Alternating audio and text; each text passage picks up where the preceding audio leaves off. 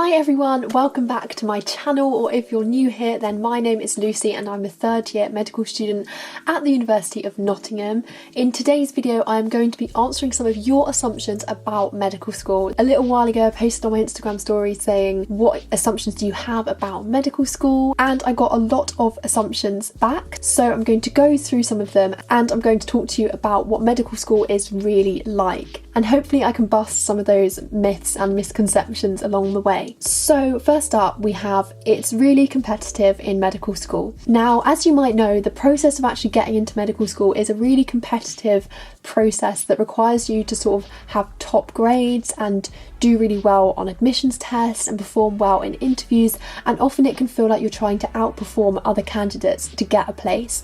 And at medical school, you know what, I would say maybe it is quite a competitive place. Part of the reason for that is that everyone has worked so hard to get there, and you had to sort of be quite competitive in nature to get through the admissions process and get into medical school anyway. So when you are there, obviously you're going to want to be doing the best that you possibly can. Also, you may or may not know that when you actually become a foundation doctor, you are ranked out of all of the medical students in the country, and depending on how highly you are ranked based on like your academic achievements and your grades, that determines where you will end up actually working as a foundation doctor. So there is an element of you need to outperform other people in your cohort so that you can be higher up on that ranking list. And also I think, I don't know if this is true for other courses, but at least for medicine at Nottingham, when we get sort of exam results, even for sort of mock exams, we will get the breakdown of the average of the year group and like all the deciles, so like what the top 10% of the year got and what the bottom 10% of the year got.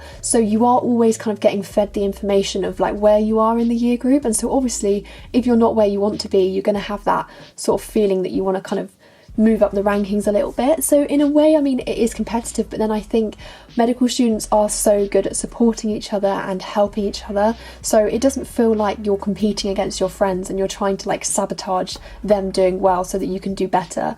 It's not like that at all. It's just everyone is just working hard to do the best that they can. Okay, so the next one is that you get really interested in other people's medical problems. This actually came up a couple of times, and I guess this is true, yeah. So like when like a family member or a friend has some sort of medical problem, obviously everyone always turns to you as the medical student and says, right, diagnose me, what's wrong with me? And obviously like I'm not at the stage to be able to do that for like whatever health condition it is, but I do think that you have that interest of, like what symptoms did you get, or like what happened at your GP appointment, and like, oh, can I have a look at the x-ray, can I have a look at your blood test results and stuff, just because it's interesting. And especially when you see something like that you've always seen in a textbook, you then see it in real life, it's kind of quite cool, like, it's actually like a thing. I do find it really interesting. The next one is, it's hard to relax as a medical student. To be honest, I think it just depends on how you manage your workload, because, and this just goes for any course to be honest, not just medicine, like being at uni and having lots of sort of self-directed learning to do, it can feel quite hard to relax, because even when you're not actually like in lectures or on a placement, you're sort of always thinking like, I could be revising, I could be reading up about things, and there's that sort of underlying guilt that whenever you're having fun, you're sort of thinking, maybe I should be working right now. But I think you just have to kind of learn to let that go and think that no, it's obviously going to be impossible for you to just work 24 hours every single day. Like, you're going to have to give yourself a break, and actually the more that you relax and you give yourself those breaks and you do those other things and you see your friends and you go on a night out and things like that, the more you do that, the more it sort of complements your work, because then when you do come back to sit down and do some work, you're really sort of refreshed and you're ready to go. And yeah, I think it's really important to prioritise relaxation when you are at medical school. Along with similar lines, the next one is you have to give up all of your hobbies for medicine. Obviously, I'm going to say this is absolutely not true. The whole point in like when you were applying for medicine and you wrote about all your extracurricular activities on your personal statement and you showed off that you were grade 8 at piano and you're in a netball team and you do volunteering, all of those things that you did before medical school, the whole point of them is to help you be a well-rounded person and not just a sort of studying robot. And so obviously when you come to medical school, continue all of those things, and even better, try some new things, take up a new sport, give something else a go. You absolutely don't have to give up hobbies. The one thing I would say is that I guess at uni it can be hard, like I haven't really experienced this as such, but maybe like if particular sort of sports training sessions or society sort of meetups were at certain times that maybe didn't fit in with your timetable, then you might struggle to go to them. But firstly, that normally isn't the case because most things at uni are on in the evenings when you will have like finished your lectures and your placement. Also, a lot of clubs and things are on Wednesday afternoons, which is across sort of all courses. Everyone has Wednesday afternoon off. And also, even if you are finding that it's a problem, then every medical school will have like a medsoc, a medical society, and there will be sports and societies that are just for medics, so they will fit in with your timetable and it will be manageable to do those sports and societies alongside your workload. So never ever think that you have to give up your hobbies, because that's absolutely not true. The next one again is similar, and it is you have no free time as a medical student. So you do obviously have free time, but I do see where this assumption is coming from, because at Nottingham, at least for us in first and second year, our lectures were pretty much starting at 9 every day and finishing in the afternoon. So the worst day that we could have would be 9 till 6, and then maybe like the best day would be like 9 till 3 or 9 till 1. But we often had lots of stuff on every day, and even when we weren't at those things, we would be sort of like making our notes, going over the lecture material, revising. So it does sometimes feel like you don't have a lot of free time. And like I mentioned before about how you're always thinking about medicine and you're always thinking, oh, I should be revising, I should be going over things. Like I said, it's just about putting that to one side and planning your time effectively. So if you know you have 9 to 5 lectures, then realistically, are you going to want to come home and straight away start on revision? You're probably not. So maybe just trying to sort of learn to accept that days when you are 9 to 5, just allow yourself the evening off on those days. And then maybe if you're 9 till 1 one day, then of course, yeah, spend the afternoon doing some more work. But I think it's like knowing your limits and knowing that it's not possible for you to go to lectures all day and come back and then revise until you go to bed, because that will just be like not a very nice existence. Yeah, it's just about time management and planning when you're going to have your free time and your breaks and your relaxation and your socialising, and then planning when you are going to work, and keeping those two things very distinct and not sort of falling into the trap of missing things to work. The next one is you have to be good at chemistry to do medicine. The thing I've never really understood about chemistry and medicine is that it's sort of drilled into you that chemistry is such an important subject to do at A-level, and you have to get your A or your A star in chemistry to get into medical school. But then you actually get to medical school and you realise that like 1% of the things that you learn for chemistry A-level are actually relevant to the medicine course. I really can't see much overlap at all between anything I've done in medicine for the last 3 years and anything I did for chemistry A-level.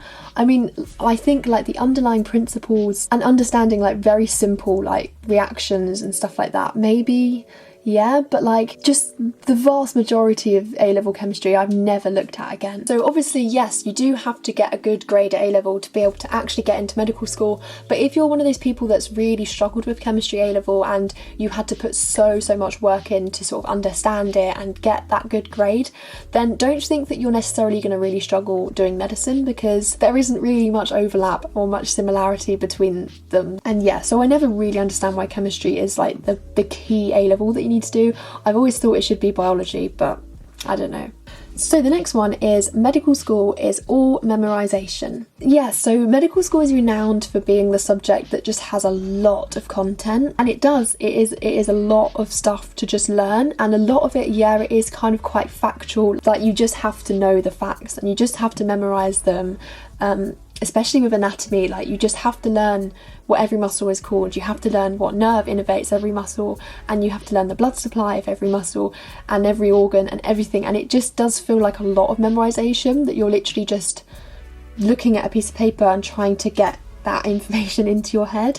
However, I think as you progress on the course and it becomes more and more clinical and less sort of scientific, then it becomes less about just memorizing things, but more about your kind of clinical reasoning skills and your ability to sort of pick important things out. So for example, at the end of third year, the exam that I'm doing at the end of June, I've done a couple of mocks of it, and basically the majority of the questions are stuff like a 25-year-old female comes in to A&E and she has severe abdominal pain in the right upper quadrant. and then maybe they'll give you a bit more information, and it's like, what is the most likely diagnosis? So that is less about you having to sort of sit down and learn what are all the possible causes of right upper quadrant pain and then just recite them, but it's more about thinking, okay, based on the patient's gender and their age and where the pain is, what could it be, and then what things can I use to exclude certain diagnoses. And I just think it becomes more about looking at the bigger picture rather than just learning facts and then recalling them, which personally I really like. I find that sort of exam a lot more enjoyable. So the next one is the workload is really big. Yeah, it is. That is true. I mean, it's true for most university courses, to be honest. You're not exactly going to go to uni and not have a big workload. But I do think, yeah, medicine maybe is quite heavy in terms of, as I've said, learning a lot of content and obviously having a lot of contact hours. And I think as well, what I'd say about it is it's very fast paced. So just to sort of use my online course at the moment as an example, 1 week you're doing respiratory medicine, and then the next week you're doing like renal medicine, and everything that you just learn in respiratory week is just sort of like, it's just gone. You've just moved straight past it and you're on to the next topic, and you don't have a lot of time to kind of actually consolidate what you've learned and really think about it. You're always just sort of like pushing forwards, and I think that's what makes it so difficult to kind of keep up in terms of revising and actually learning the content. Like, it's fine to actually go to the lectures and listen, that's fine, but it's then when you get home and you're actually thinking, right, I want to write my notes up, I want to make revision resources, because there's so many contact hours and you're moving on so quickly, it's hard to keep up with like doing that. And also I think about the workload is, it kind of is how much you want to do. So obviously the absolute baseline that you can do is to just turn up to the lectures, and well, I guess you could just print out the PowerPoint and you could just take it home, and then nearer the exam you could just read all the PowerPoints again to revise. Like, if you wanted, you probably could scrape a pass by doing that, but I think what makes you sort of better at medicine is that constant revision and that going over things again and again, practicing things, making flashcards and testing yourself, because it's not the kind of course that you can just cram for an exam the night before. Like, it takes a lot of repetition and a lot of getting things into a long-term memory to be able to perform well in the exams. So I guess the workload is up to you, but I give myself purposefully quite a high workload because I want to always be consolidating what I'm learning and not just like instantly forgetting something when the course moves on. So the next one is, everyone is really clever at medical school. So obviously you have to achieve certain grades to get into medical school, and they are kind of the higher grades, so like the A stars and the A's. I know people that have got in not getting the AAA requirement, so people that do have B's. Yeah, I guess on paper everyone has to meet those requirements, but it doesn't mean necessarily that everyone is like this super smart, intelligent person. People's intelligence, I think, is different. Like, some people are really good at memorizing things and doing recall exams. Some people might be less good at memorizing all the content, but they're really good at their communication skills and examining patients and talking to patients, which is another really important part of medicine. Some people might be really good at the clinical reasoning side of medicine that I've talked about, so the kind of detective work that you have to do to find out the diagnosis of a patient. I just think in medicine there isn't one sort of set intelligence that everyone has. Everyone is very different and everyone is better at different things. And I think medical school is a daunting place. Knowing that everyone there has got those high grades, it can seem quite scary, and it can seem like, oh, suddenly I'm not sort of the cleverest person in the class. Suddenly I'm sort of the middle or the bottom, and it can be hard to adjust to that. But I think you just have to keep reminding yourself that you do deserve that place at medical school. You've earned it, and you might not necessarily be good at absolutely everything at medical school, but there will be things that you are good at. And for example, if you want a real story time, then I used to really struggle with anatomy in dissections, and this is because the way that I learn has always been, like I've said, like a lot of repetition, going over things, testing myself over a long period of time. I'm not very good at sort of learning something really quickly and then being able to recite it. I have to really kind of consolidate things to understand them properly.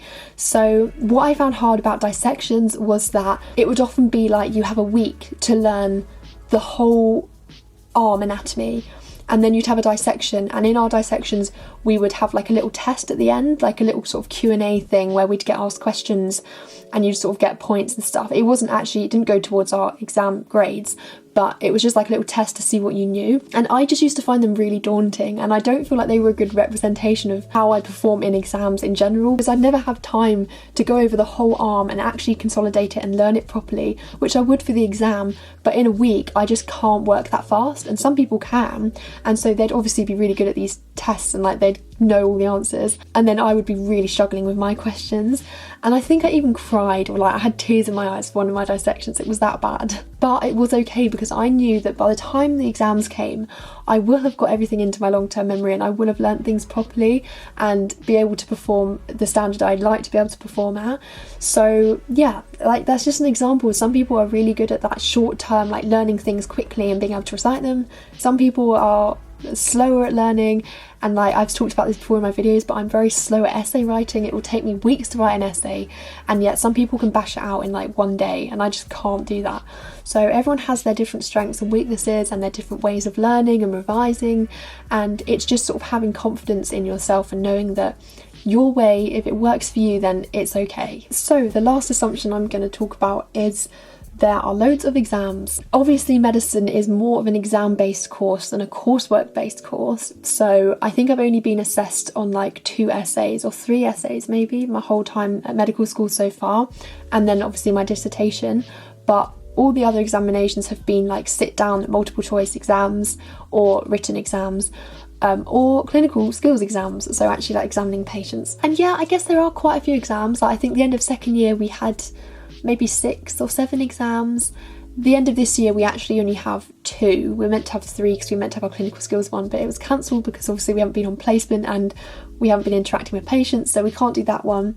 And then we've obviously done our dissertation this year, so I've only got 2 exams at the end of this month. But yeah, I think it is quite an exam-based course, and we are always sort of being assessed. So in first and second year we had formative assessments at the end of each term, just to kind of test, see what we knew so far. I didn't go towards our final grade, but just sort of as a useful tool to like indicate where roughly we were and like what we knew and what we didn't, and what we would need to revise in more detail. But I quite like being examined. That sounds really nerdy, but like I think it's just really helpful. Like if I was just cruising along for the whole year and I just took one exam at the end of the year and that was it, I just would have no idea of how well I would perform. But having the formative exams showed me areas I wasn't so good at and things that I could improve on, which I think is really important.